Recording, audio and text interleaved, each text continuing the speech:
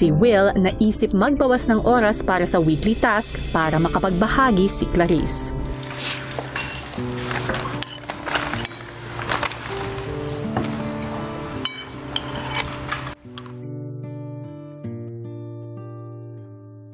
Si Will agad na tinipon ang mga housemates. Guys, alam ko lahat tayo gusto natin ng pagkain para sa susunod na linggo. Yes. Pero kung hindi kayo okay or nagiging okay emotionally, huwag kayo mahiyang lumapit sa amin at gagamitin natin yung oras para lang makapaglabas kayo ng saloobin nyo. Priority natin talaga yung mental health natin lahat eh.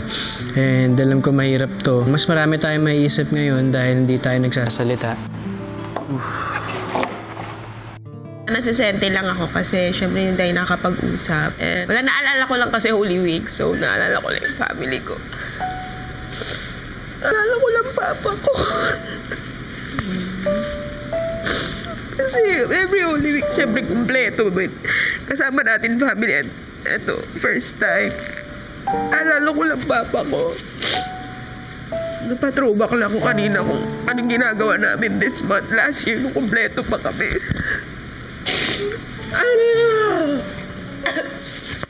I miss you pa. Medyo sariwa pa po talaga yung pagkakawala ng papa ko, and may mga times po talaga na bigla mo na lang siya may isip mo yung bagong realidad. Naalala ko rin po yung mama ko. 3 times a week po nagdadialysis yung mama ko. So, masarap po kaya si mama kung malakas ba siya ngayon. Sorry kuya, sobrang emotional. Hindi naman porket leader ka na, ikaw na yung pinakamatatag at hindi naman kahinaan ang magpakita ng emosyon. Marahil ito ang isa sa mga dahilan kung bakit meron kayong ganitong hinaharap upang magnilay, makapag-reflect. Ito na marahil ang tamang panahon upang tingnan ang sarili sa panloob. Isara muna ang mga nakabibinging mga ingay sa paligid at pakinggan ang mga animoy bulong na hindi natin nadidinig doon, at dahil sa katahimikan may kapayapaan. Thank you kuya.